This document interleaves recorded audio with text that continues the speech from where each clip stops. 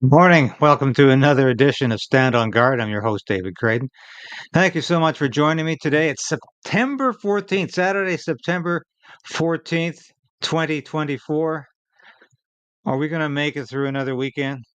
There's a encroaching world war upon us. We'll have more about that and Justin Trudeau's fallacious economic statements when we come back very shortly. So we are in a very precarious position in this country. We need political change, but we also need the resolve to resist.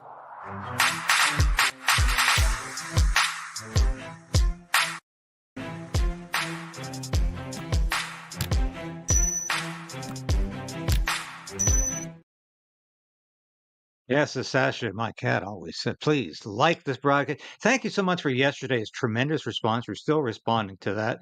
We're reaching that 30,000 subscriber goal sooner than I expected, and we're just over 1,000 away. We're actually we're over 100 away. Can't believe it. And no, we're 1,000 away. Excuse me. But we'll be there shortly.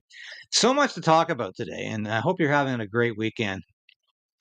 Don't have to work today, except for this. This is one of the few days off I have, but I'm trying to get to the lake again today. It's probably the last burst of summer in Eastern Ontario, if you ever live here. And I grew up on the west coast of Canada, where you have good weather all year round on Vancouver Island.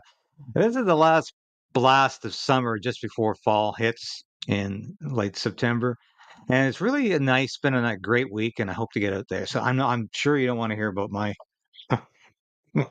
trip to the beach today, but there's just so much happening right now, and I really shouldn't be so upbeat because we are encroaching Russia increasingly. NATO is encroaching upon Russia, and they don't seem to have any sense of reality about a nuclear war happening. So I don't know how things are going to go. We're going to be discussing that in a minute. So please stay tuned to what we have to say about Russia, because I spent over 12 years in the military, writing the talking points for NATO, an organization I firmly believed in. And I think it's bringing us closer to nuclear conflict today. I think it is inviting nuclear conflict, and they just don't seem to understand how reckless their attitude is. And no, I'm not pro Putin or pro Russian. I have Ukrainian lineage. I grew up hearing about the stories about the famine in Ukraine. I grew up hearing about Ukrainian independence. I I worked for a member of parliament who was president of the Canada-Ukraine Friendship Association. I, I knew the former ambassador, Ukrainian ambassador to Canada, was invited to party. I it's a belief in not just peace but sanity. I'll get to that in a minute. But talk about insanity. Here's Justin Trudeau.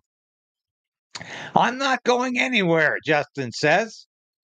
He won't resign if Liberals lose this by-election on Monday. This is extremely important, this by-election. There's two of them, Montreal and Winnipeg. Conservatives haven't got a hope in hell in Montreal. It's really a three-way race between the Liberals, the Bloc, and the NDP. But if the Liberals lose that to the NDP or the Bloc, it's catastrophic for Justin Trudeau. Not as bad as Toronto St. Paul's, but almost as bad, because this is a Liberal seat. This is a red Liberal seat that goes back once again a long way. This is in the heart of Federalist Quebec in Montreal. This is former Justice Minister David Lametti, one of the February criminals who invoked the Emergencies Act against the Freedom Convoy. He saw the writing on the wall and he resigned his seat. This is the seat that's up for grabs on Monday. Trudeau loses this is bad news. Very, very, very bad news. But let's listen to what Trudeau has to say at the end of his retreat in Nanaimo, BC, the drug capital of British Columbia. Yeah, I know Nanaimo. Used to live just up the road in Comox as the base public affairs officer. And that's my hometown. I was born in Comox. Used to go to Nanaimo all the time. Didn't recognize that city by the last time I saw it. But here's Justin Trudeau squirming his way at a news conference. election and that people in her riding want you to go. What can you say to your own MPs to convince them that she's wrong? In a democracy, people will have all sorts of different perspectives, and that's important that we have that, including within the Liberal Party. The reality is all of us are focused on what to do to make sure that Canadians are being supported, are feeling confident about the future, are getting the housing they need, are getting school food for their kids and breaks on groceries, that we're doing the kinds of things that are actually putting the strongest balance sheet in the G7 in service of Canadians. That's what we're focused on, and that's... I'm just going to stop Justin there for a second because here's what Canadians face. 43% of your income goes to taxes. What's left goes to food, clothing, and housing.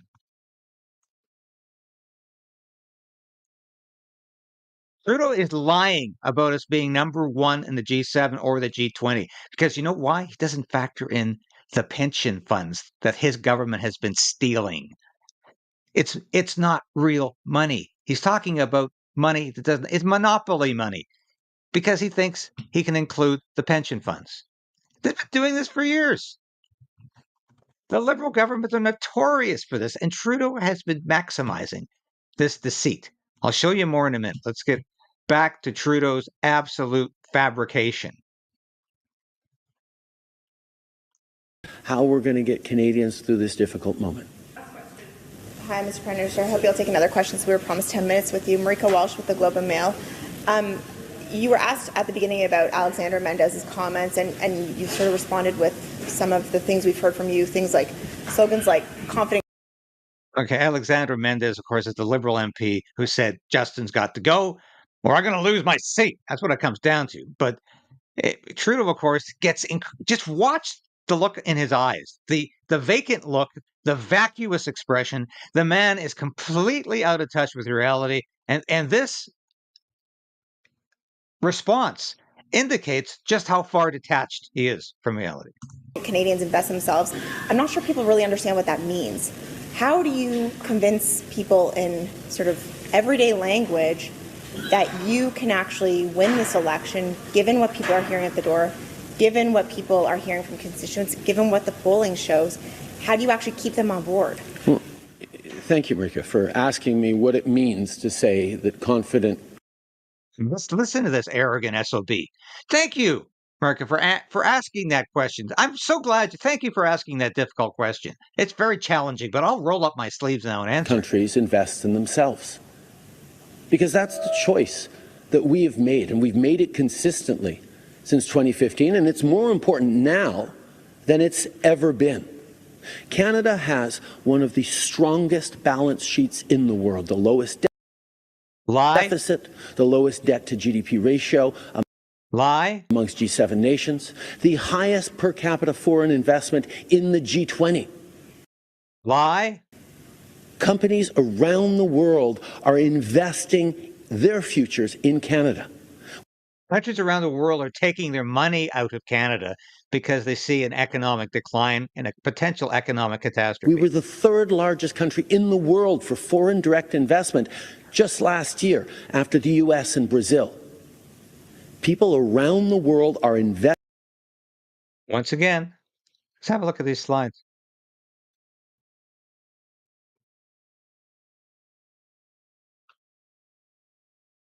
Food bank usage. These are the facts that matter, not these BS facts about the lowest debt to ratio. How is that helping people who have to go to food banks? Look at this. Do these people care if we supposedly have the lowest debt to ratio in the G7? Or debt to GDP, lowest ratio from debt to GDP? Do you think these people care? Here's our standard of living, which Trudeau claims is the highest in the G7. Lies. Total bald-faced lies. Look where it actually is. Declining. Can't go down any faster. How about this? Worst performing advanced economy. There we are at the bottom of the G20, not the top, as Trudeau continually claims, and he's lying about it. Trudeau is a compulsive liar.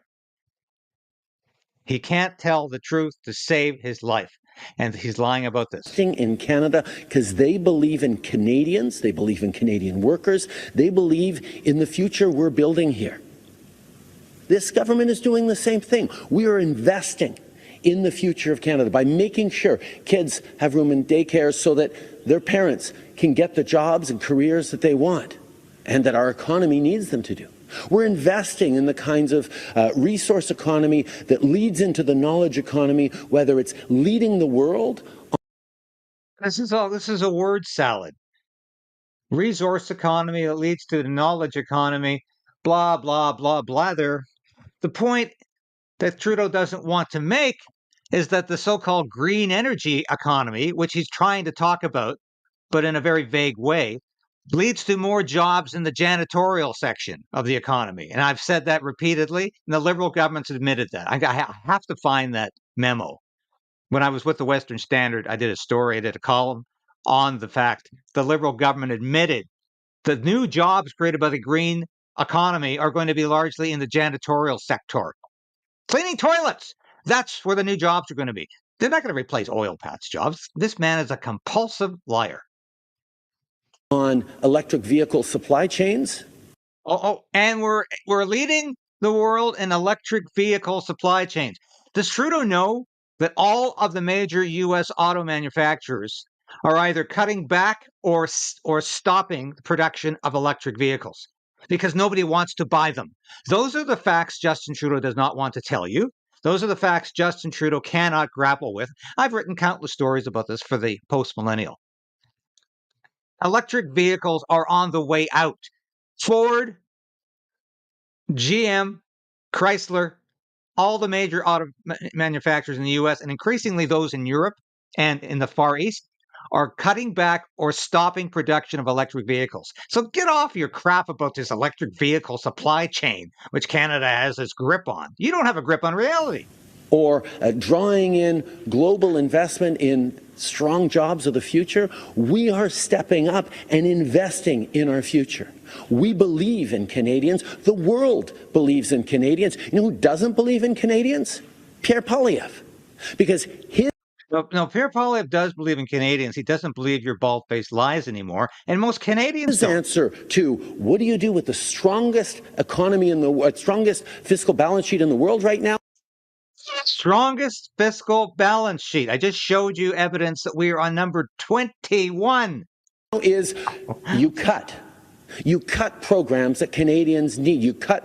No, you rely on the private sector to be the engine of job creation.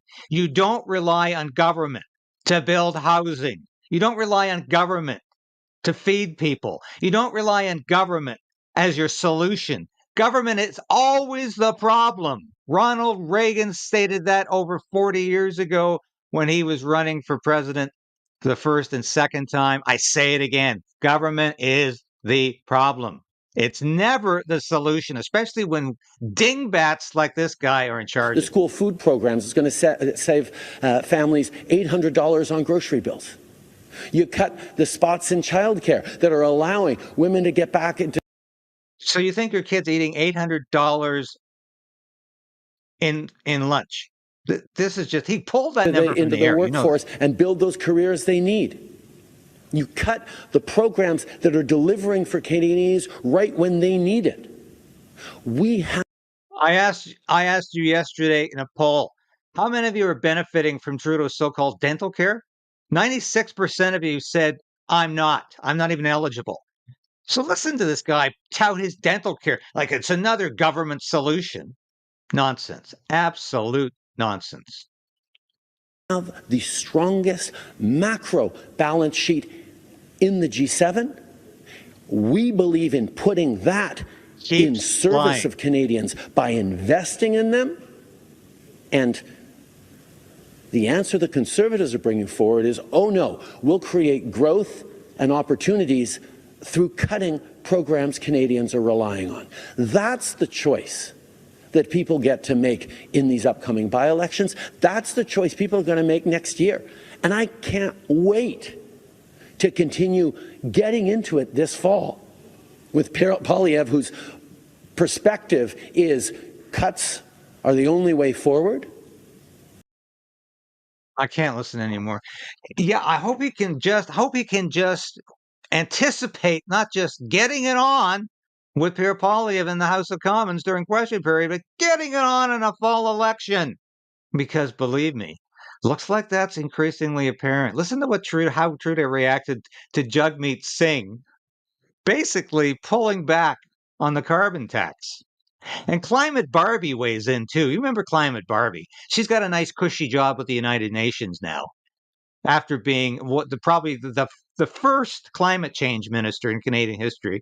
And it's hard to it's hard to say she was the worst, because of course she was followed up by Stephen Guilbeault, who's probably the worst minister ever to have a job in Canada. We put a world-leading price on pollution across this country. He's talking it does about two Jagmeet things. here. It drops emissions, and it puts more money back in the pockets of the middle class and people working hard to join it. There's that tired old lie again about more money in your pockets. 8 out of 10 Canadians in regions across the country that have the federal price on pollution get more money with Keeps repeating that the falsehood. Canada carbon rebate. And yet Jagmeet Singh and the NDP are caving to the political pressures from Pierre Poilievre and from the Conservatives. Shots fired. Prime Minister Justin Trudeau taking aim at the NDP leader. That's because yesterday Jagmeet Singh told reporters he believes in fighting climate change, but not on the backs of consumers. So if he was Prime Minister, would Singh drop the carbon tax? Well, that's not clear just yet. But what is clear is that BC Premier David Eby says he'll drop his carbon tax if the feds drop theirs. Have a listen to. I mean, even this godforsaken government in British Columbia, this Marxist government in British Columbia that has been stealing people's wages in highway robbery acts for a decade, even they realize they'd better do something about their goddamn carbon tax or it's going to be What over. Eby said at a campaign event Thursday. If the federal government decides to remove the legal backstop requiring us to have a consumer carbon tax in British Columbia, we will end the consumer carbon tax in British Columbia. Was one of the first Climate jurisdictions Barbie in has something Canada to to say about introduce this. a carbon tax, and it could be walking away from it. So how significant would that be? Joining us now was one of the architects of the Liberal government's climate plan as the former Environment Minister. She's now the chair of the UN Group on Net Zero Commitments of Non-State Entities, and the former Environment Minister, Catherine McKenna. Thank you so much for joining us, Ms. McKenna. Great to be joining. So as one of the people who had to carry the price on pollution flag for the government for so many years, how do you feel about seeing some? You notice how they repeat the Liberal talking points? This so-called journalist repeats Liberal Party talking points about this being a price on pollution, when anyone with half a brain can tell you that carbon is not a pollution. It's a natural occurring substance. It's essential for life. We would not be able to breathe without it. And yet this moron repeats the Liberal talking point. Of the progressive leaders like David Eby and Jagmeet Singh seemingly soften on the carbon tax. Well, I'm not going to talk about David Eby because they have their own price in BC, but Jagmeet Singh seems to be talking about the price across Canada, the backstop if provinces don't step up and do their own price. And it clearly has not been briefed. I don't know what to say because he's completely wrong. The price on pollution, all the money goes back such that 80% of people are better off, especially low-income people, because they don't have two houses, they don't have multiple cars. Yeah, unlike you, eh? And listen to these elites talk about how they're helping the ordinary Canadians with their taxes. They really, I don't know if they really believe this or they just tell the lies so often that it just gets easier to lie. But this, of course, is all balderdash. And so it's actually going to hurt the people that the NDP professes that they want to help, at the same time ruining a really important part of our climate plan. And I mean, I put it kind of as a joke, but like, it isn't butterflies and rainbows doing a climate plan. You actually have to reduce emissions, and removing a really important policy is hardly doing that. But it's very disappointing to progressives. Look, I'm not in politics anymore, but I think that they expect more from leaders. Like, if you bring in a She's not in politics anymore. No, she's just working for the United Nations, and she's trying to sell climate change on a globalist stage. That's not politics. Sorry. policy. And by the way, like, I spent a lot of time being very vocal and defending against Pierre Poilievre's lies, as well as other conservatives that continuously lie to Canadians, where they don't, tell Canadians they get more money back and have zero plan for the environment. I can't stand any more climate Barbie, but still talking the same nonsense as she did. Okay, let's move on to our last subject matter here. This is nuclear war. It's a very serious subject. As I said, I spent a lot of time in my life in uniform in the military. I remember a time when we actually took nuclear war seriously. When we understood that a nuclear war was not just unwinnable, it was unthinkable, because nobody was going to win. And this is why, as much as we hated communism, as much as we knew communism was a totalitarian system that brought serfdom to millions of people, and that communism had killed 100 million people in the 20th century, as much as we understood that, we said, hey, it's important to preserve the peace, because a nuclear war is going to kill more than 100 million people. It's going to kill possibly 1 billion or more just to start.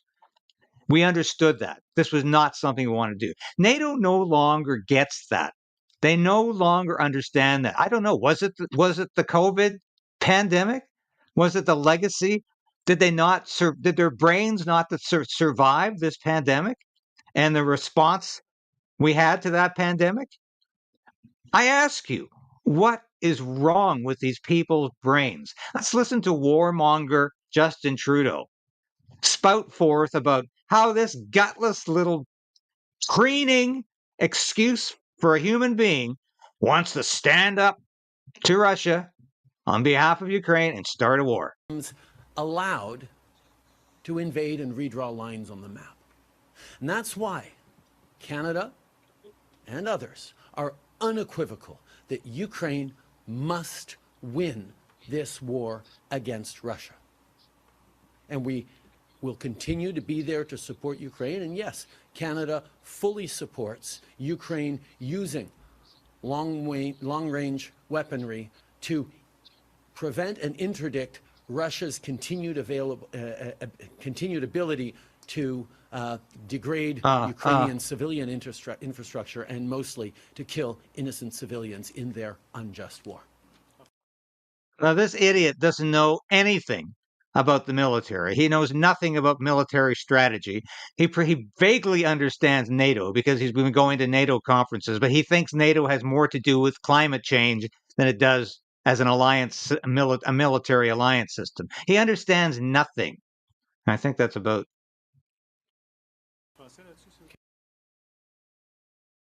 Oh, yes, that's. But listen to this guy. Yeah, we'll do it. Anything. We'll start the war because Ukraine has to. I'm sorry, Justin. The war is almost over. Ukraine has lost this war. It's lost hundreds of thousands of military-aged men and women. It's literally stealing people out of their homes and off the street to conscript them into the army. The graveyards are full in Ukraine. The country is desolate. We need peace in Ukraine, an end to this war. But Justin Trudeau wants to start a nuclear war so Ukraine somehow wins. Ukraine has already lost this war. Unless NATO can start a nuclear war with Russia and claim that's somehow a victory. It won't be a victory for anybody. It won't be a victory for Ukraine. It'll be a massive, catastrophic defeat for everybody involved, because nuclear war is crazy. I don't care. Where you stand on the war, starting a nuclear one is nuts. It's insane. We all understood that. We understood that during the Cold War. And I say that again and again. It was obvious. And you remember how the left reacted when Ronald Reagan became president in 1980? Oh my God, we're going to have a nuclear war. Well, turned out Ronald Reagan was the one who brokered a lasting peace, a lasting until the idiots totally destroyed it, but brokered a lasting peace at the time. Anyway, we thought it was lasting with Mikhail Gorbachev of the then Soviet Union. He had the common sense to say, we don't want a nuclear war.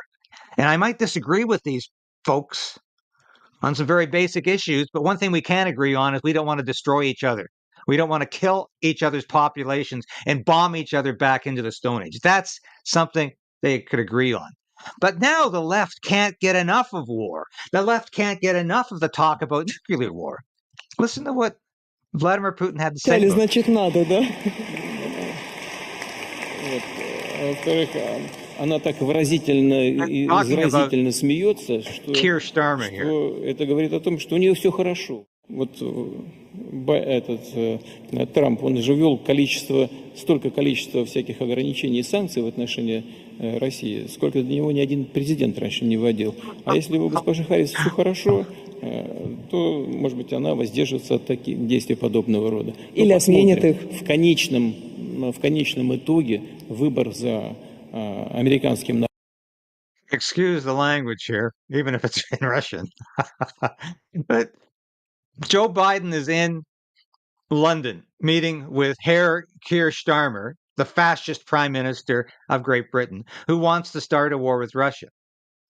And this, of course, is all about using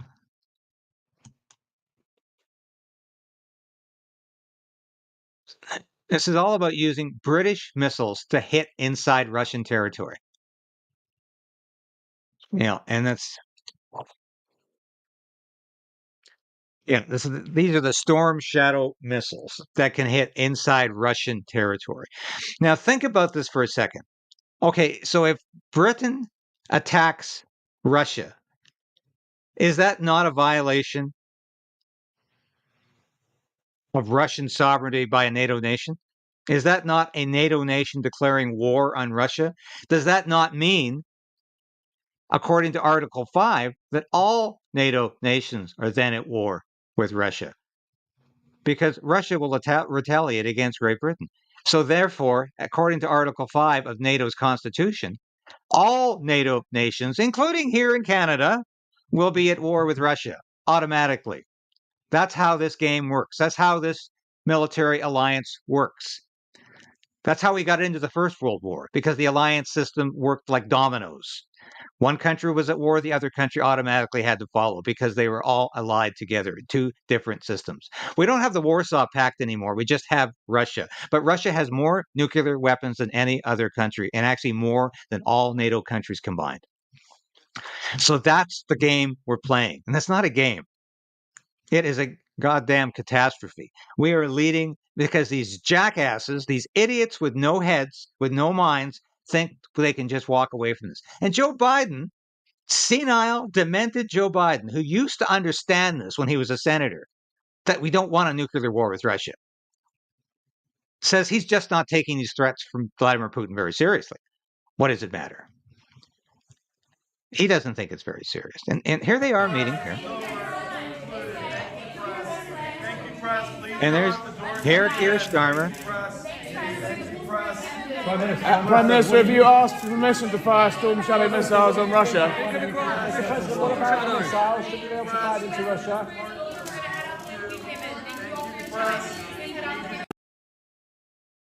Yeah. So we don't know, as I'm speaking right now, we're not sure whether Biden is going to go through with this, whether they quietly and privately agreed that Britain can fire its Storm Shadow missiles at Russia. It looks that way from what I've read this morning, is that Biden has privately and quietly agreed to the plan. He just doesn't want to say it publicly yet because he knows it's going to be a disaster. And he's being told to say that by the deep state and by the globalists who want a world war. They want the world destroyed. And this is absolutely insane. And the fact that nobody's even saying, why are we starting a nuclear war because of Ukraine? Can we not have a peace treaty? Can we not have peace talks? Can we not have a diplomatic solution? We really want to go into a nuclear war over Ukraine? What the hell for? This is a country that had no business ever thinking about joining NATO, should never have been given the invitation. NATO should never have kept expanding farther and farther eastward. It should have been disbanded like the Warsaw Pact, and we should get on with free trade agreements, with diplomacy, with peace and economic stability. I can tell you this. There was a time in my life when I thought, war was something that was necessary at times. It's really only necessary when you're fighting for the survival of your life and your freedom. This is not about that. What's happening in Ukraine? We can end this war very simply by just stopping the billions, the tens of billions of dollars, the hundreds of billions of dollars we're pouring into Ukraine, and we can just insist upon a peace being brokered before this gets into nuclear annihilation. The lessons of history are there.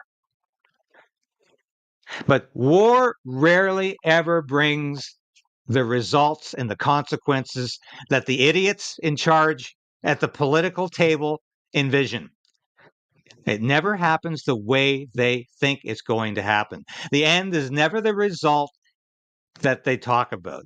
They never achieve the objective that they dream about and they say, this is why we're going to war. Every country that got into the First World War lost.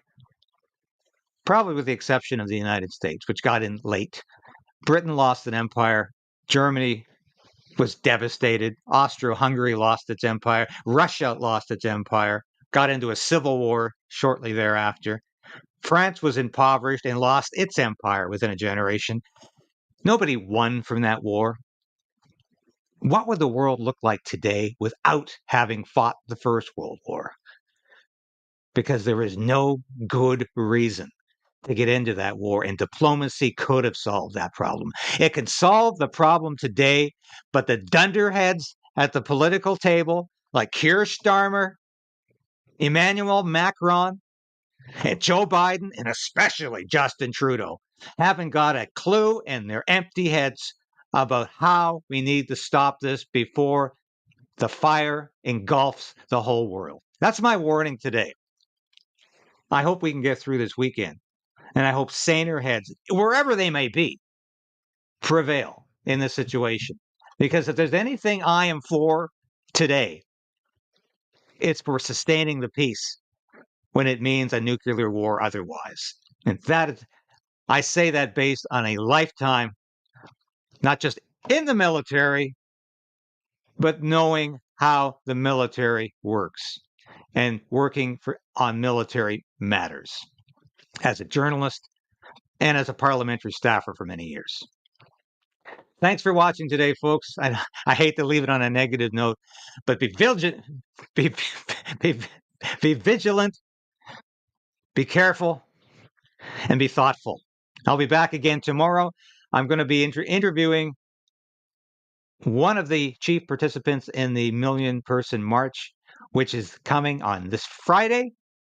Be there, and we're going to be talking about the latest on the insanity surrounding this potential nuclear war.